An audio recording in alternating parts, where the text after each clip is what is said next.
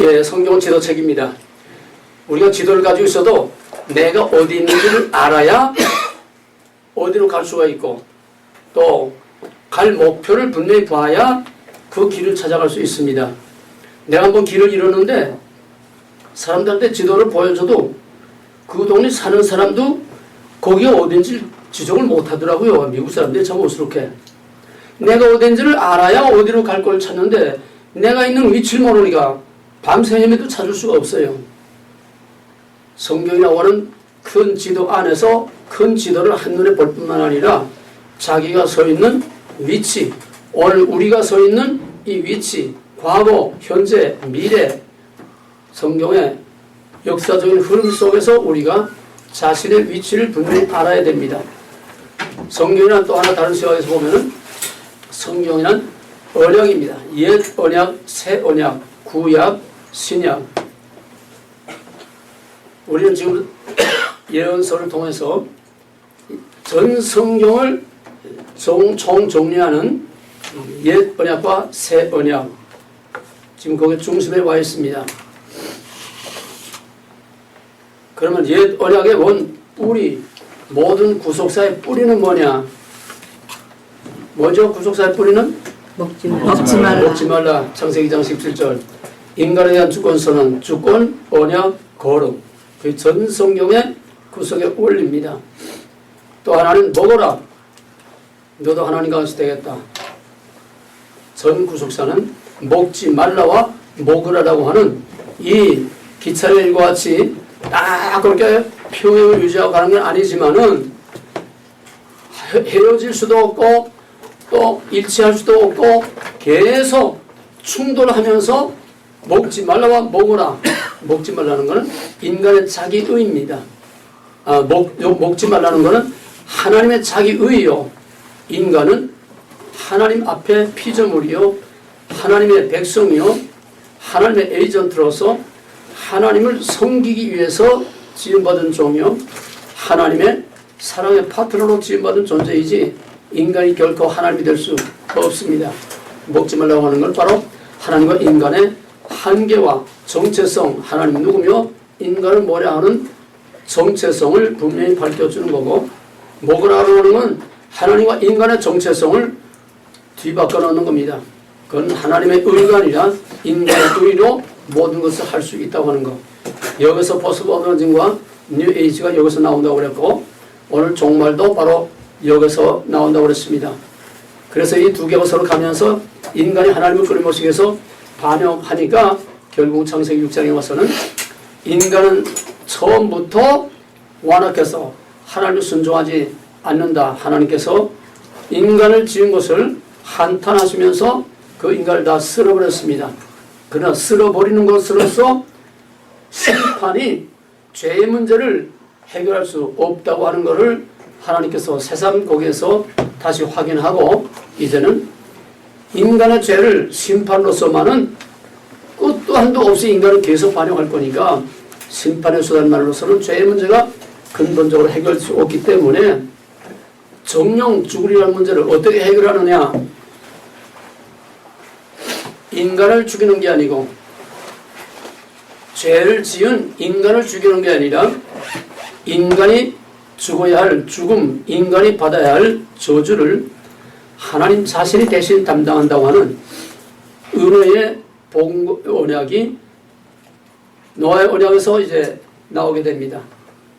그래서 무지개라고 하는 심볼을 통해서, 무지개는 활입니다. 활, 모. 그래서 활이 하늘을 향하게 함으로써 땅에는 저주 대신에 평화를, 휴전을 선언하고, 대신 땅이 받아야 할 인간의 저주를 다시는 내가 이렇게 하지 않겠다. 하나님 자신에게로 그 인간의 죄의 저주와 죽음의 화살을 하나님께로 돌림으로써 평화의 언약을 노아하고 세우게 됩니다. 이것이 구체적으로 나타난 은혜의 복음이요, 은혜의 언약이요. 그래서 평화의 언약입니다. 그러면 하나님의 자기 저주가 어떻게 나타나야 하느냐? 이거는 죽음은 죽음으로, 생명은 생명으로, 피는 피로 갚아야 한다는 창세기 9장 7절의 말씀 따라서 정령 죽으랴. 이제는 누가 죽느냐? 하나님이 죽겠다는 거예요. 하나님이 어떻게 죽느냐? 반드시 죄값은, 생명값은, 죽음의 값은 죽음으로, 생명은 생명으로, 피는 피로 갚아야 되기 때문에 피 없이는 사심이 없느니라. 여기서 피로서 죄를 구속하는 피의 구속의 씨가 창세기 15장 아브라함의 쪼개는 언약에서 피로서 죄를 속하는 피의 구속의 원리가 여기서 씨가 심어지게 되는 것입니다. 그래서 쪼개짐으로, 누가? 하나님이 쪼개짐으로 아브라함은 입회자요. 그 사이로 지나가는 것은 하나님께서 그 사이를 지나가시면서 이제 모든 인간의 죄의 값을 하나님이 대신 짊어지겠다고 하는, 여기서 진짜 신약의 복음이 가시적으로 구체화됩니다. 이렇게 해서 이스라엘 백성을 애굽에서 아브라함 언약에 따라서 이끌어내신 후에 시내산에서 언약을 맺으면서 이제 하나님이 어떻게 쪼개지느냐? 아브라함의 쪼개지는 언약을 시내산에서부터는 짐승이 쪼개지는 것을 하나님이 쪼개지는 것으로 상징적으로 대행함으로써 모세 시내산 언약에서부터는 계속 짐승에 쪼개지는 희생의 제사를 계속 드리게 됩니다. 그걸 우리는 옛 언약이라고 말하고, 그거를 우리는 히브리서에서 말하는 옛 언약과 새 언약은 인간의 구속의 수단과 방법인 바로 제사, 성전, 제사장, 제물, 제사. 그 옛 언약은 예수 그리스도를 통해서 단번에 참 하늘 성소에 올라가서 예수님 자신이 대제사장이 되고, 예수님 자신이 어린 양의 희생 제물이 되시고, 예수님 자신이 산 제사를 드리심으로 이제는 아론의 자손인 대제사장이 아닌 멜기세덱의 반차에서 나온 특별한 제사장인, 짐승이 아닌 자신이 제물돼서 사람의 손으로 지은 성소가 아닌 하늘 성소에 올라가서 사람의 손으로 만든 지성소의 궤짝이 아닌 하늘 보좌 앞에 나가서 우리의 죄를 단번에 대속함으로써 이제는 더 이상 성전도 제사장도 짐승도 그런 피의 희생 제사가 필요 없는 새로운 새 언약의 시대가 됐다는 것이 히브리서가 말하는 옛 언약과 새 언약이라고 그랬습니다. 여기까지 정리됩니까? 히브리서가 말하는 옛 언약은 구속의 수단과 방법이라고 하는 형태입니다.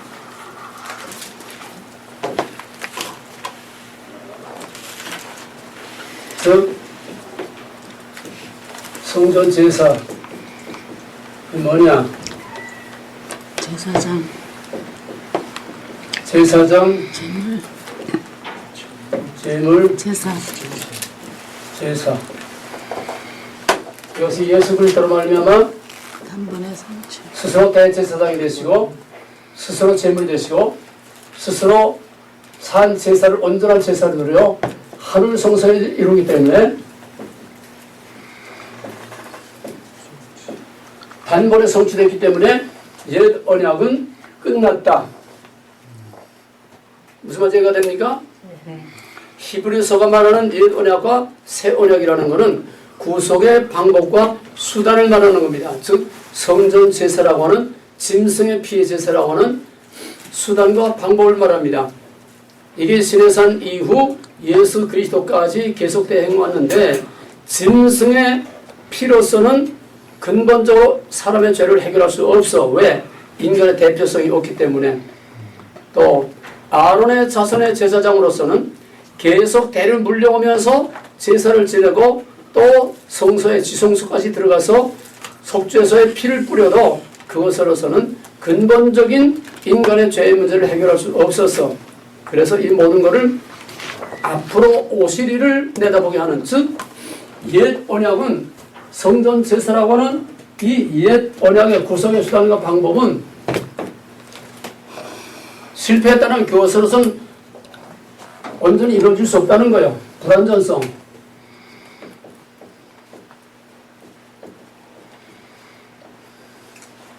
구속의 수단과 방법인 성전 제사의 짐승 피의 제사로는 불완전하다는 거예요. 대제사장도 불완전, 제물도 불완전, 성전 제사도 불완전. 그 불완전한 것을 예수 그리스도께서 온전히 이루심으로 이제 옛 언약의 형태상의 옛 언약은 이제 끝났다고 하는 것이 히브리서가 말하는 옛 언약과 새 언약입니다. 오늘 보통 교회에서 말하는 것은 전부 히브리서의 형태상의 옛 언약이 끝났다는 걸 이걸 말하는데 그걸 제대로 모르고 덮어놓고 옛 언약은 끝났다, 율법은 끝났다, 이제는 율법이 아니라 은혜의 시대다, 율법이 아니라 복음이다, 이제는 복음만 말하고 있는 건데 이거는 수단과 방법이 달라졌다는 거지 율법의 본질은 변할 수가 없어요. 이해가 되겠습니까? 네. 이것이 히브리서가 말하는 옛 언약과 새 언약이다. 우리 지금 예언서를 하고 있습니다. 예언자들이 말하는 옛 언약과 새 언약은 뭐냐? 이거는 형태가 아니라 본질이에요. 본질은 뭐냐? 언약이란 뭐죠? 관계. 관계. 하나님과 그 백성과의 관계를 문제 삼는 언약을 중심으로 해서 언약이라고 하는 관계, 본질을 중심으로 해서 성경을 보는 겁니다. 그럴 때에 옛 언약은 결론부터 말하면 예언자들이 보는 옛 언약은 결론부터 말하면 실패라는 거예요. 옛 언약은 실패했다는 거예요. 왜 실패했느냐? 첫째는 왜 실패했다고 그랬어요?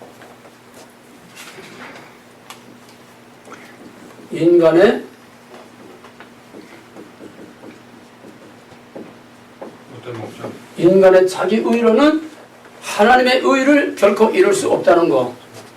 이걸 우리말로 표현하면 처음부터 실패할 수밖에 없는 인간. 이 전부 다 필기한 거예요. 눈으로 보면서 익혀서 이해를 해. 쟤는 필기한 거야. 다시 할 필요 없어요. 한번 혜선이가 필기하는데 정신 팔리지 말고 여기에 집중해서 이해를 하라는 거예요. 이해를. 그림으로, 이미지로 딱 찍어. 예언자들이 볼 때 옛 언약은 실패했다. 왜 실패했느냐? 이건 처음부터 인간의 자기 의로는 하나님의 의에서 율법이 요구하는 옛 언약의 의를 이룰 수가 없어. 그러면은 이룰 수 없는 율법, 지킬 수 없는 율법을 하나님이 왜 주셨느냐 이거예요. 여기에 하나님의 크신 뜻이 있습니다. 율법을 주신 목적은 그 율법을 지키라고 했지만은 지켜, 안 지켜, 때려. 그러면서도 못 지킬 걸 알면서도 지키라고 자꾸 푸싱하는 거예요. 못 지키면 때리고 또 아가거리고 울 붙이면 또 구원했다간 또 안 지키면 또 저 패고. 왜 하나님은 못 지킨 걸 알면서 자꾸 저 패기만 하고 구약의 역사는 상처투성이 이사야 1장에 있는 것처럼 머리끝에서 발끝까지 상처투성이가 이스라엘의 역사입니다. 왜 지키지 못할 걸 알면서 자꾸 지키라고 그랬고 지키지 못할 율법을 왜 줬느냐? 좀 더 근원으로 거슬러 하면 먹지 말라 했을 때에 하나님께서 그들이 그걸 먹을 걸 미리 아셨을까 몰랐을까? 아셨어요. 몰랐다면 죄송하지만은 하나님이 한 치 앞도 내다보지 못하는 맹꽁이고 알고 했다면 하나님이 알고도 함정을 파는 것이다. 이게 우문오답의 질문을 우리가 많이 받을 수 있는 문제입니다. 하나님은 실패할 줄 알면서 그 나무에 약속을 맺고 먹지 말라고 한 거예요. 왜 그러느냐? 하나님은 처음부터 실패할 수밖에 없는 나약한 인간의 한 측면을 주었습니다. 그게 뭐죠? 그게 뭐요? 변화담. 흙으로온 부서질 수밖에 없고 무너질 수밖에 없고 실패할 수밖에 없고 인간의 한계, 인간의 자기 의로는 하나님의 의를 이룰 수 없다고 하는 창세기 인간관의 일면, 우리 육에 속한 벤 아담이라고 하는 이것이 실패할 수밖에 없는 것을 하나님께서 미리 여기다가 심어두신 겁니다. 물론 지금 인간관 시간이 아니기 때문에 그 문제를 다룰 수는 없지만은, 그러나 또 한편으로는 모든 것을 정복하고 다스릴 수 있는 하나님의 형상, 이마고 대의로 인간을 지었다고 하는 인간의 양면성. 그러나 실제 우리의 육신의 모든 생활에서는 벤아담으로서 실패할 수밖에 없어. 실패할 줄 알면서 율법을 주신 이유와 목적은 바로 실패할 수밖에 없다는 것을 깨닫게 하기 위해서, 그걸 알게 하기 위해서. 왜? 인간의 자기 의로는 하나님의 목표, 하나님의 의에, 율법적인 의에 도달할 수 없고 하나님의 목표에 맞출 수 없기 때문에 하타, 목표에서 이탈하는 건 죄예요. 인간은 어쩔 수 없는 죄인으로 살 수밖에 없도록 하나님께서 인간의 실패를 허용하시고 실패할 수밖에 없는 그걸 알면서도 율법을 주심으로 결국은 이스라엘이 시내산에부터 유다가 망할 때까지 저희들은 율법을 지킬 수 있다고 생각했고, 결국은 성전도 파괴, 언약궤도 파괴, 예루살렘 다 망가지고 이방에 포로로 사로잡혀감으로써 오늘날까지도 유대인들은 율법을 행할 수 있다고 지금 철저하게 지금 율법을 우상화하면서 토라 하면서 지금 세상을 다 지배하려고 지금 그러고 있습니다. 이미 율법을 행함으로 하나님의 의를 이룰 수 없다는 것은 바로 다윗의 왕조, 예루살렘 성전 모든 것이 다 파괴되고 끝장남으로써 이미 그거는 끝난 일인데 유대인들은 아직도 율법을 행할 수 있다고 지금 그렇게 생각하고 있는 것이 이게 오늘날 우리의 현실이고, 또 다른 한편으로는 이건 이제 딴 얘기지만은 오늘의 교회와 신학과 오늘의 신앙은 전부 유대인이나 다를 것이 없도록 인간의 자기 의로 인간의 살기 좋은 세상을 만들 수 있다고 하는, 사랑하라, 용서하라, 평화하라, 서로 협력, 대화, 협력, 일치, 전부 인본주의, 모고라의 문화로서 하나님 없는 이 지상에 인간을 위한 인간의 살기 좋은 낙원을 이룰 수 있다고 하는 이것이 오늘날 사회보험주의, 인본주의 신학, 웰빙 신학, 모든 오늘의 강단과 신학과 오늘의 교회와 오늘의 흐름은 전적으로 모그라의 문화, 전적으로 인간이 본위가 돼서 인간을 위한 인간의 살기 좋은 세상을 만들자 하는, 이제는 복음이 완전히 윤리로 둔갑을 해서 윤리가 도덕이 복음화한, 이게 사회복음주의라든지 신복음주의, 오늘 모든 현대신앙, 오늘 웰빙, 오늘의 기복신앙, 오늘의 모든 샤머니즘화한 오늘 교회가 유대인들이나 다른 것이 하나도 없는 인간의 자기의를 아직도 주장하고 있는, 즉 모그라의 문화로 먹지 말라의 문화를 대적하고 있는 것이 오늘 종말의 현실이요, 이스라엘의 역사요, 성경의 역사입니다. 그래서 인간의 자기의로는 결코 하나님의 의를 이룰 수 없다는 것을 나타내고 드러내서 어떻게 하느냐, 우리는 안 되겠습니다. 두 손 높이 들고 천부의 의지를 써서 손 들고 옵니다. What shall I do? 우리로서는 안 되겠습니다. 하나님의 의가 아니고서는 인간의 행위와 인간의 공로와 인간의 어떤 수단과 방법과 인간의 의로는 하나님의 의에 미칠 수 없습니다. 오늘 교회도 열심히 자기가 자기 의를 이룰 수 있다고 믿고 또 그렇게 떠들고 있고, 그렇게 열심히 해라 봉사해라 이래라 저래라 하는 게 인간의 행위로 되는 게 아니에요. 하나님의 목표는 할 수 없다는 것을 깨닫고 하나님 앞에 두 손 들어서 인간의 의로는 할 수 없으니까 하나님의 의로 나를 의롭다고 봐주지 않고는 결코 할 수 없다는, 이게 하나님 목표인데 오늘은 인간의 의로 할 수 있다는 걸 자꾸 부추기고 있다는 거예요. 이게 인본주의 신학이요. 이게 오늘 사회복음주의적인 윤리신학, 오늘의 모든 신학은 한마디로 인본주의 신학, 윤리신학, 인간이 인간에 의해서 인간을 위하여 인간의 살기 좋은 세상을 우리가 서로 협력해서 노력해서 할 수 있다고 하는 모고라의 문화로 먹지 말라의 하나님의 명령을 지금 거역하고 있는 것입니다. 그래서 인간의 자기 위로는 하나님의 의를 이룰 수 없는 것을 깨달아 알기 위해서 가장 대표적인 한 예를 들면 바울은 율법의 대가요. 그러다가 보라색 예수님 만나고 나서 이게 아니구나. 그럼 예수를 믿음으로 구원이다. 그래서 1장에서 6장까지 구원의 도리를 장황하게, 구원의 신학을 장황하게 설명을 했습니다. 그런데 자기 자신을 들여다보니까 이게 아니구나. 결국은 뭐냐? 로마서 7장 15절 이하에서 그때 제2의 번학의 내적인 중생 바울 자신이 완전히 깨지는, 다메섹에서는 겉사람, 로마서 7장에서는 속사람.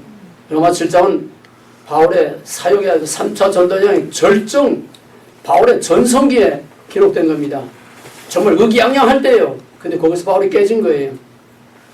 내 힘으로는 할 수 없다고 하는 걸 깨닫고 7장 24절에서 오호라 나는 건강한 사람이다.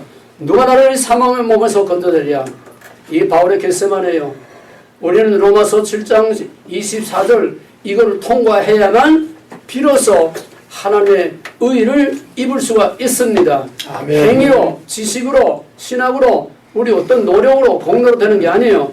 아멘. 예수님이 갈보리를 통과해야 십자가를 지고 승리할 수 있던 것처럼 우리 로마서 7장 24절에 오호라 나는 건강해서 완전 불가능, I'm not okay, 완전 불가능, you are okay, 하나님의 의가 아니고서는 할 수 없다는 것을 깨달아서 완전히 자기 포기, 자기 파괴, 그래서 옛 언약의 실패에 우리는 여기서 그걸 시인하고 옛 언약이 남의 얘기로 이스라엘의 역사를 보면 안 돼.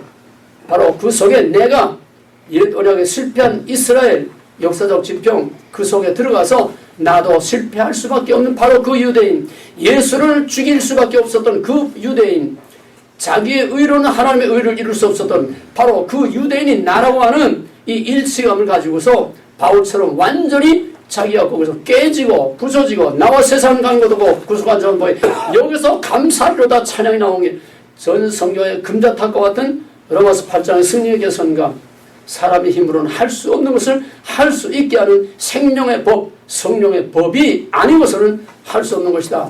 성령의 법과 하나님의 법은 서로 원수가 되라니 성령이 아니고서는 하나님을 복종할 수도 없고 하나님의 의를 이룰 수도 없다고 하는 이것이 바울이 옛 언약과 새 언약을 자기 자신의 삶의 체험에서 고백한 바울의 간증입니다. 오늘 이거를 바울은 자기 삶의 간증과 고백으로서 바울이 만난 옛 언약과 새 언약 그거를 자기의 체험으로서 로마서 7장과 8장에서 분명히 우리에게 보여주는 것이 바로 바울이 경험한 옛 언약 전 구약의 율법과 예수 그리스도의 복이 뭐냐 하는 것을 자기 체험을 통해서 보여준 겁니다. 아멘. 그래서 오직 그리스도 예수 그리스도를 십자가를 통해서 나타난 하나님의 의를 믿음으로 의롭다 인정을 받는 칭의 구석이 나오는 거예요. 이게 뭐냐? 실패할 수밖에 없다는 것을 인정하고 와셔라도 성부의 오지 없어서 손들고 옵니다. 하나님 앞에 완전히 자기 의라는 게 깨지고 부서져서 예수님처럼 겟세마네 십자가에서 예수님처럼 예수와 함께 죽고 예수와 함께 다시 사는 바울처럼 완전히 밑바닥까지 다 내려가서 바닥을 치고 거기서 성령의 빛을 받고 새로 올라옴으로써 하나님의 의를 입음으로써만 우리가 하나님이 우리를 의롭게 여겨주실 때에 비로소 우리는 예수 안에서 하나님의 의를 이루는 것으로 간주되는 칭이라고 하는 구원이 여기서 이루어지게 되는 것이다. 이게 구속교리의 가장 중요한 핵심입니다. 아멘. 그 다음에 예언자고는 옛 언약의 실패는 뭐냐? 못된 목자, 지도자들이 나빠서 그랬다. 예레미야 23장, 에스겔 34장 자기 양을 잡아먹고 화려한 양을 잡아먹고 살찐 양을 잡아먹고 화려한 양을 돌보지 않고 이런 양을 찾지 않고 자기만 먹이는 못된 목자. 요한복음에서도 같은 얘기를 주제를 수없이 다루고 있습니다. 바로 이 못된 목자들 때문에 하나님의 율법을 지킬 수 없고 옛 언약을 지킬 수 없었다는 거예요. 유대 전통적인 지도자들을 말하는 거죠. 요한복음 10장에서 예수님 자신이 나보다 먼저 온 자들은 다 절도요 강도니라. 왜? 나보다 먼저 온 유대 지도자들은 다 절도요 강도요. 율법을 제사장이 하나님 율법을 언약궤 옆에 놓고서 매년 초막절 때에 온 백성들을 레위기의 성막 앞에서 그 백성들을 모세가 가르친 것처럼 초막절이 되면은 온 백성들을 다 모아놓고 제사장들이 그 율법을 가르쳐야 하고 왕은 또 그 한 복사본을 가지고서 그 율법에 따라서 그 백성을 잘 다스려야 되는데 언제부턴가 솔로몬 이후에 이 율법이 성전에서도 미신되고 제사장도 율법이 없고 왕도 율법이 없고 율법 없는 가운데서 오직 빈 껍데기에 남은 거는 그런 거죠. 아침 저녁 맨날 번제와 제사를 드리고 절기만 지키는 이런 형식적인 하나님의 이름 헛되이 부르는 이게 바로 이사야 1장에서 말한 것입니다. 날마다 살진 양과 기름서로 연기를 피우며 대회와 월삭으로 모이고 성전의 문지만만 밟고 헛된 예배를 나는 결코 원치 않노라. 나는 제사를 원치 않고 헤세드 내가 너희를 사랑한 것처럼 너희도 나를 사랑하는 나와 너희의 언약의 관계, 주권, 언약, 거룩 그거를 원하는 거지. 이런 썩어 빠진 소갈매는 다 빠지고 선금 임자를 알고 나귀는 그 구유를 알고만은 내 백성 이스라엘은 나를 알지 못한다. 하나님과 그 백성과의 관계, 언약, 거룩 그거는 없고 날마다 헛된 제사만 드리는 그 이스라엘을 신랄하게 비판하고 책망한 것처럼 오늘 이 시대 교회도 똑같아요. 못된 목자들이 하나님의 말씀은 뭔지 전혀 알지 못한다. 성경이 뭔지 너무 몰라. 성경을 읽지도 않아. 요즘은 인터넷에서 설교 따석이나 이 사람 저 사람 여기 가서 그냥 요리하듯이 잡채 만들듯이 이라고 적당히 보내가지고 넘어가고 성경의 성자도 몰라. 오늘가면 내가 신문에 크리스찬 미디어에 계속 쓰는데 어떤 목사 집단들이 왜 이렇게 알지도 못할 말을 자꾸 하냐고, 왜 이거 힘든 거를 자꾸 싣냐고 항의를 하고 들고 일어나. 이것들이 얼마나 성경을 모르는 무식하면은. 못된 목자들 밑에서 그 양들이 바른 꼴을 먹고 바로 살 수가 없어요. 그래서 이르미야 23장에서 34장 그 이후에서는 내가 못된 목자를 심판하리라. 내가 참 선한 목자를 보내서 흩어진 양들을 모으고 그 양들에게 풍성하고 좋은 꼴을 먹여주며 또 자기도 먹지 않고 남도 먹지 않고 먹다 남은 꼴을 짓밟아버리는 못된 양떼들도 내가 다 심판하리라. 바로 그 선한 목자가 이제 못된 목자 때문에 옛 언약을 지킬 수 없었던 그거를 참 선한 목자, 또 하나는 한 왕. 여기서 두 가지로 나옵니다. 새 언약에는 예레미야 23장에서 34장, 그 다음 한 왕 또는 못된 목자, 특히 이사야서에서는 한 왕을 강조합니다. 여기서 그걸 잠깐 멈춰놓고 지금 우리 대설제 하고 있으니까 이사야서는 예언서라는 건 다 하나님의 구원이니까 예언서 이중구조가 뭐죠? 심판과 구원. 예언서 이중구조 심판과 구원. 응? 심판과 구원. 심판과 구원. 그 심판과 구원이 어디서 나와요? 뿌리. 먹지만 심판과 구원의 뿌리가 뭐예요? 먹지만 해서 나오지 않아요. 정령 죽으리라. 응? 정령 죽으리라. 정령 줄이라. 또 그 위에 뿌리. 모든 복음의 뿌리. 뿌리 중에 뿌리. 씨 중에 씨. 창조와 구성의 원리. 뿌리 중에 뿌리, 씨 중에 씨가 뭐예요? 어둠에서 저녁에서 아침, 어둠에서 불. 어? 저녁에서 아침. 저녁에서 아침. 고난 후의 영광. 심판 후에 하나님의 구원. 그게 복음적인 복이라고 그랬죠.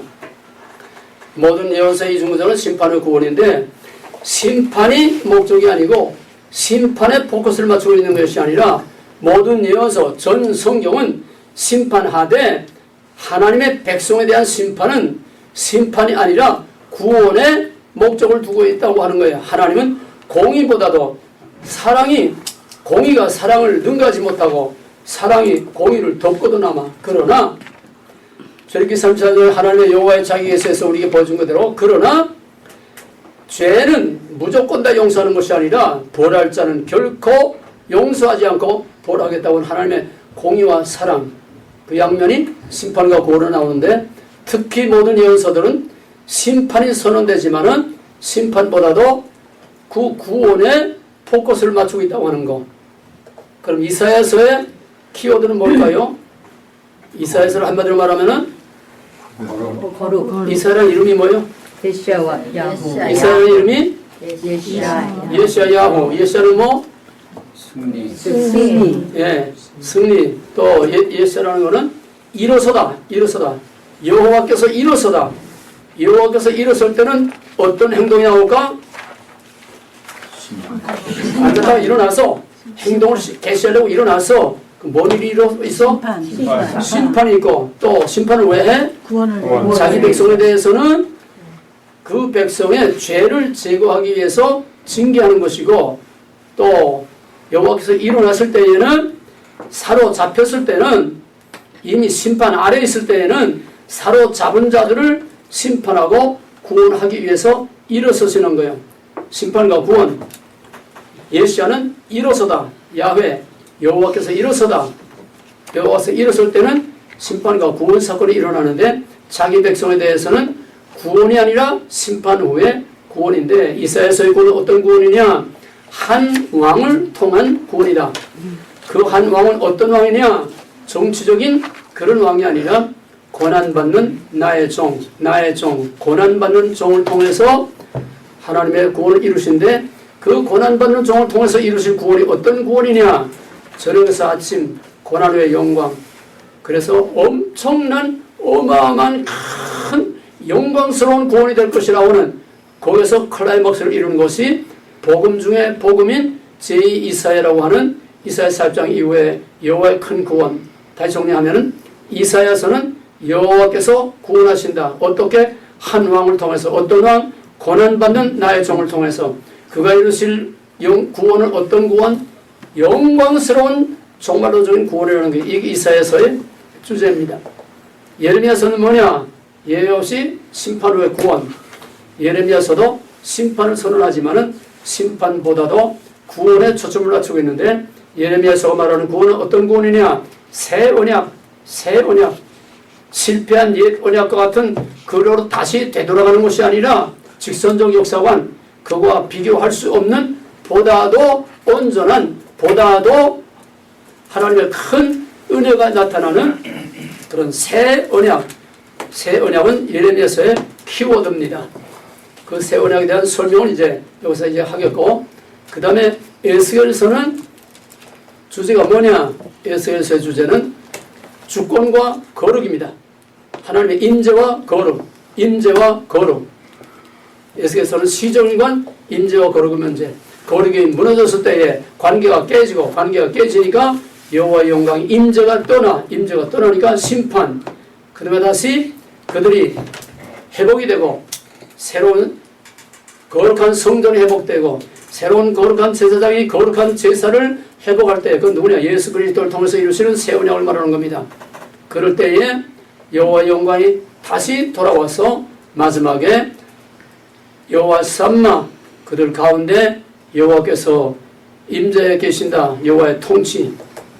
그래서 에스겔서는 임재와 거룩이 에스겔서의 중심인데, 거기서도 바로 실패한 옛 언약에 대해서 하나님께서 당신의 의를 나타냈으므로 다시는 실패하지 않을 성전, 실패하지 않을 제사장, 실패하지 않을 목자, 실패하지 않을 하나님의 메시아를 통해서 이루실 그런 새로운 구원과 통치를 말하는 것입니다.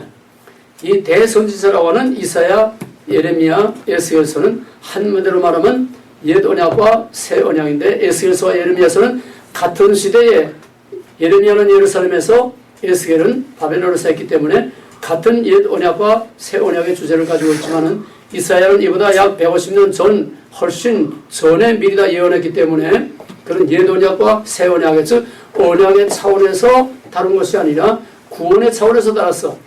새 언약이라는 말은 이사야서에 없지만은 그러나 여호와께서 심판 후에 하실 그 구원은 어떤 구원이냐?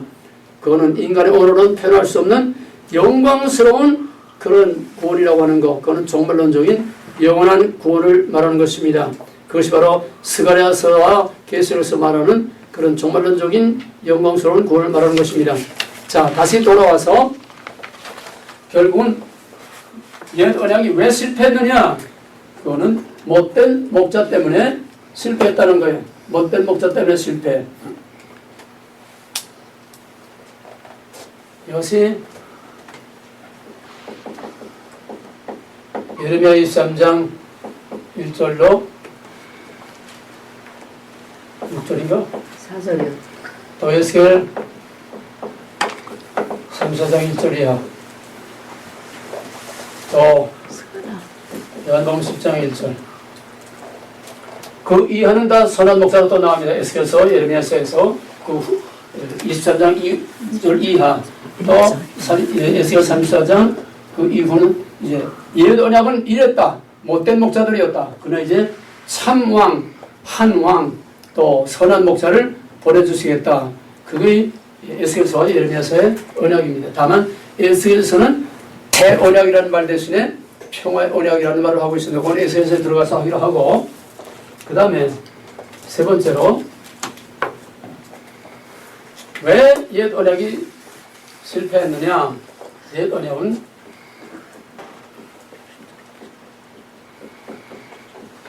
깨닫는 마음을 하나님 주지 않아서 실패했다는 거예요. 여기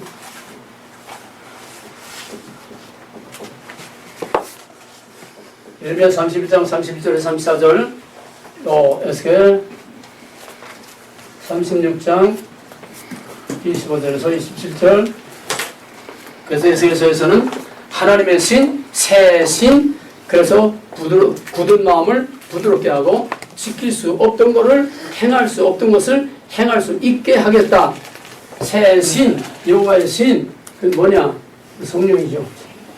그래서 이스라엘이 실패한 건 왜 실패했느냐? 일찍이 모세가 광야를 통과해서 이제 그 이 세대를 가나안 땅에 데려버리기 전에 마지막 고별 설교를 하면서 마지막 세 번째 설교 뭐가 뭐냐?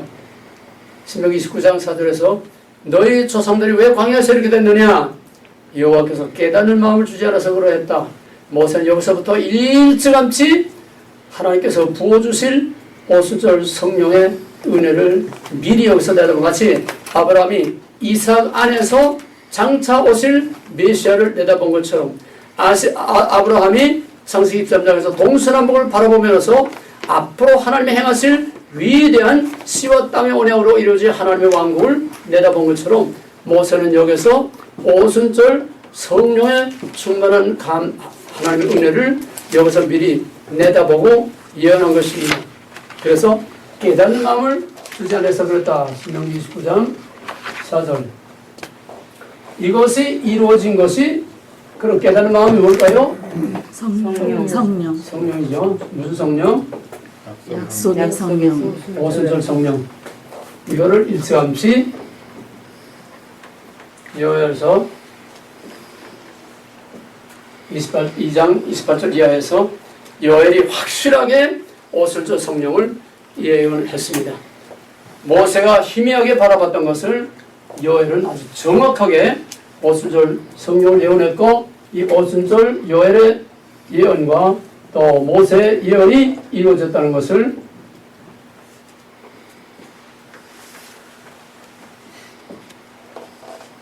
사도행전 2장에서 베드로의 설교를 통해서 바로 이것이 요엘이 예언한 새 언약, 모세가 내다봤던 오순절 성령을 하나님이 보내주신 것이다.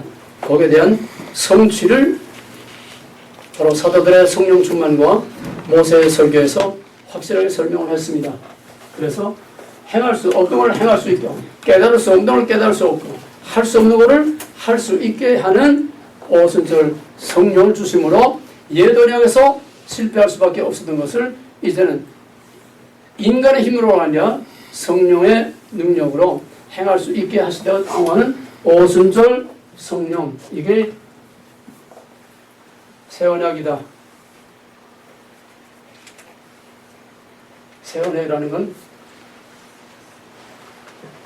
인간의 의로는 하나님의 의, 율법의 의를 이룰 수 없다고 하는 것을 인정하고 아들을 통해서 나타나는 하나님의 의를 믿음으로 의롭다고 인정을 받아야 의롭게 되는 거지, 우리 인간 스스로 이롭게 될 수 없다고. 예언하는 새 언약. 못된 목자 때문에 실패한 데 대해서 선한 목자, 참 왕 예수 그리스도를 통해서 우리에게 새로운 구원의 길을 열어주신 것. 그 다음에는 깨닫는 마음을 주지 않아서 실패하던 옛 언약에 대해서 오순절 성령으로 깨닫게 하셨다고 하는, 이것이 새 언약 안에서 보는 옛 언약과 새 언약, 구약과 신약, 율법의 시대와 복음의 의례의 시대를 이렇게 예언서를 통해서 밝힌 것입니다. 왜냐하면 에스겔과 예레미야는 유다의 마지막, 유다가 다 망한 거 아니에요? 구약이 끝난 거예요. 왜? 성전의 파괴는 구약의 모든 형태가 끝난 것을 말해. 옛 언약의 종말을 말하는 거예요. 성전 파괴로서 옛 언약은 다 끝났어. 실패로 끝났어. 그 실패의 절정은 바로 율법 자체요, 성전 자체이신 예수를 죽이는 것으로서 바로 율법은 끝났다는 게, 인간의 자기 의가 하나님의 의를 짓밟아버린 바로 예수를 죽이는 것으로서 옛 언약이 끝난 절정을 이루는 것입니다. 그러므로 형태상의 이스라엘의 역할과 율법의 옛 언약은 예수 그리스도 안에서 끝난 거예요. 그러나 끝났다는 것은 형태이지 율법의 본질은 결코 끝나지 않다는 것. 율법의 본질은 뭐예요? 율법이란 뭐예요? 율법이란 영어에서 다 했잖아. 율법이란 하나님이 누구신가? 율법이란 하나님의 주권자 되심. 하나님의 주 대신, 하나님의 주 대신 주권 선언이요. 그 뿌리는 뭐? 창세기 1장 먹지 말라. 창세기. 너의 다른 신에게 있게 하지 말라. 먹지 말라. 그걸 먹지 말라는 뭐예요? 좀 더 확실하게 말하면 하나님 주권 선언이고, 그걸 좀 자세히 말하면 먹지 말라는 뭐예요? 세 가지. 주권 언약. 주권 언약 거룩. 신라서 또 주권 언약 거룩. 나는 너희 하나님, 너희는 내 백성. 주권 언약 거룩. 그 율법의 본질이요. 영원히 끝나지 않아. 옛 언약이나 새 언약이나 율법의 본질은 끝나지 않아. 율법의 형태가 수단과 방법이 바뀌는 것뿐입니다. 옛 언약에서는 행위라고 하는 이거 가지고는 의를 이룰 수 없고, 오직 예수 그리스도를 통해서 나타나는 하나님의 의를 믿음으로서만 우리가 의롭게 될 수 있다고 하는 칭의. 자, 그러면 이것은 이제 옛 언약, 새 언약 다 정리됐습니다. 예? 됐어요? 네. 세이브 됐어요? 네. 이걸 이미지에 딱 찍어놔야 돼. 사진을 딱 찍어놔야 돼. 자, 그럼 오늘은 한 단계 더 발전하겠습니다. 이제는 새 언약이라고 했는데, 지금 새 언약의 시대가 제대로 성공적으로 잘 가고 있어요. 어떻게 되고 있어요? 새 언약은 이렇게 예수 그리스도 또는 하나님의 의, 또 선한 목자, 또 오순절 성령, 할 수 없던 것을 이제 할 수 있게까지 했어. 무슨 말이냐? 이걸 다시 정리하면은, 하나님이 하실 일은 아들을 통해서 그의 의를 나타내므로 그를 믿음으로 의롭게 했다고 하는 하나님의 자기 저주, 하나님이 하실 일은 다 했어. 또 못된 목자 대신 선한 목자를 보내주심으로 하나님이 하실 일은 다 했어. 그런데도 실패하는 것은 인간이 깨닫는 마음이 없기 때문에 실패했기 때문에, 이제는 인간이 할 수 있는, 깨닫고 믿고 구원에 이르게 할 수 있는 성령까지 주셔서, 그런데 지금 현실은 어떤 현실이냐 이 말이에요.